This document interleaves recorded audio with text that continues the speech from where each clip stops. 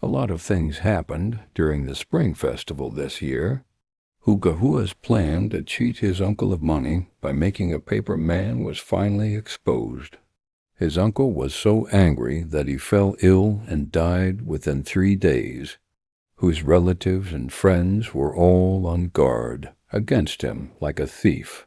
Not to mention lending him money, they even refused to let him eat leftovers. Hugo sold the last pair of sandalwood boxes in his family for $2 silver. The boxes were his mother's dowry.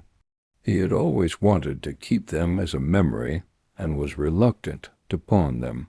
But his addiction to smoking came on, and he didn't care about that. He bought a small piece of opium with the $2. He rushed home and couldn't wait to light the cigarette and fell on the bed. He took 2 puffs, and his body was as light as a cloud. At this moment he felt as happy as a god. The daily experiences of being looked down upon, insulted, and bullied were not important. After taking 2 more puffs, he suddenly found a black thing lying on his broken bed. He looked closely and found a big rat lying on the corner of the bed. The rat must be very old, with white whiskers and a body size similar to that of a cat. It was inhaling the smoke from Hugo's pipe, as if it also knew the benefits of opium, and enjoyed it greedily. Hugo found it interesting, and said to the big rat, "You are addicted to opium? It seems that you are a fellow smoker." After saying that, he took a puff and blew smoke at the rat with his mouth. The rat seemed to know that he had no ill intentions, and was not afraid of him. It raised its head to accept the smoke sprayed at it. After a while, it seemed to have satisfied its addiction and slowly crawled away. For several days, the big rat came to smoke with Hugo every day. Hugo was despised everywhere and had no friends around him.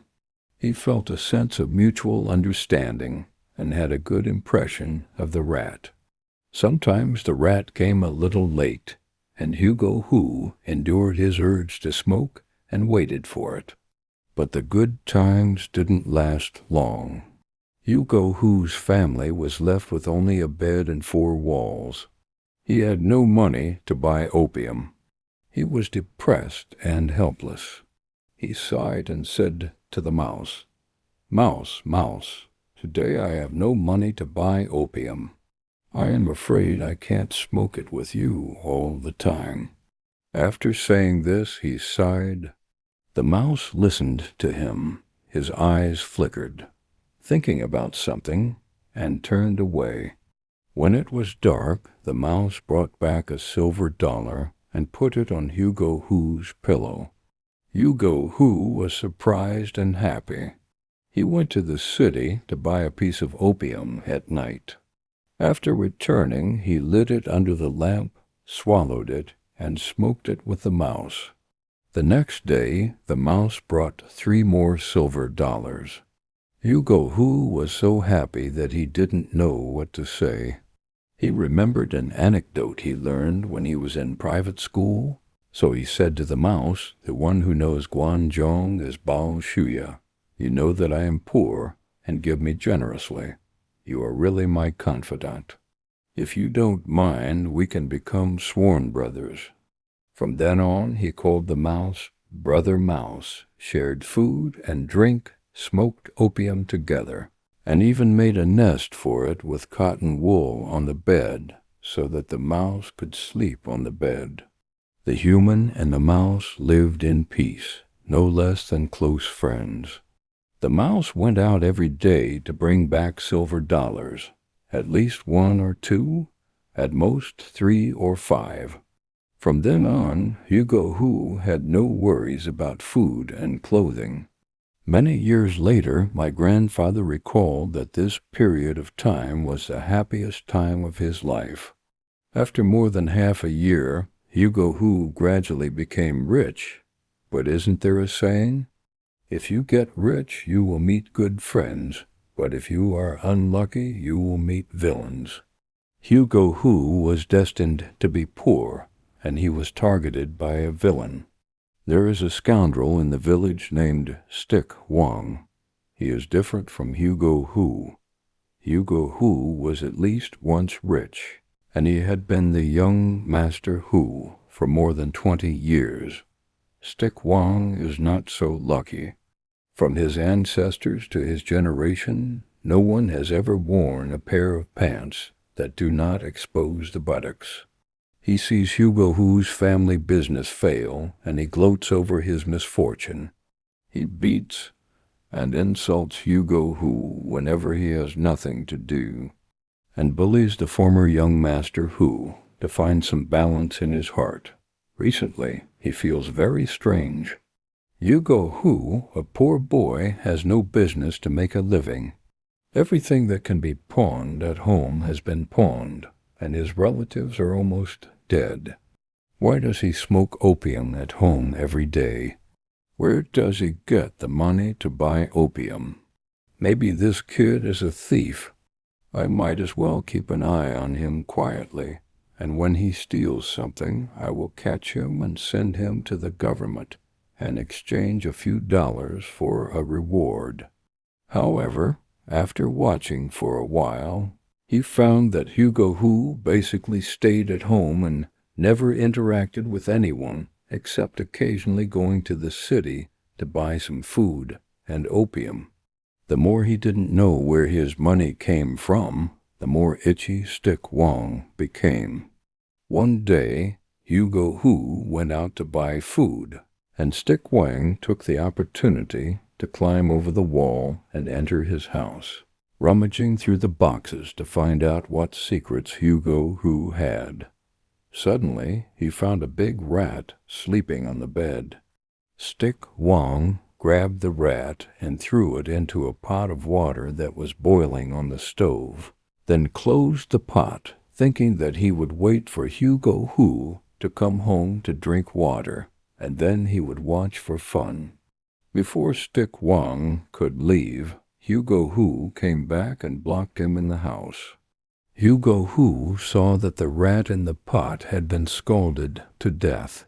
His eyes turned red immediately, and he picked up a kitchen knife to chop Stick Wang. Stick Wang was chopped more than 10 times. Fortunately, Hu was a heavy smoker, and his hands were weak. Although Stick Wang was stabbed many times, he was not fatally injured. He fled to the security team for help with blood all over his body. The captain of the security team was a relative of a local warlord and was inviting the warlord to drink. The captain saw this and thought, "How can this be tolerated?" He committed a crime with a knife in broad daylight. Is there no law? He quickly ordered several men to tie Hu up. Hu was taken to the hall, and the security captain asked sternly, "Why did you commit a crime with a knife to kill Stick Wang?" Hu was in tears, sobbing as he recounted the whole story. Finally he lamented, "I was in dire straits at the beginning. Without this mouse, I would not be alive today. Unexpectedly, my negligence caused a mouse brother to die. Although I did not kill it, it died because of me. How can I bear the loss of this good friend in the afterlife? I am responsible for my own actions. Since I injured Stick Wang, I will accept the punishment in death. I only ask the commander to let me go home and bury my mouse brother. I will die with my eyes closed." Before the security captain spoke, the warlord next to him sighed and said to Hu, "Damn it, not forgetting gratitude is benevolence. Not betraying one's heart is righteousness. This is the case for mice, let alone people. I appreciate your kindness and righteousness, and I see that you have no one to rely on. In the future, you will follow me to join the army as an adjutant.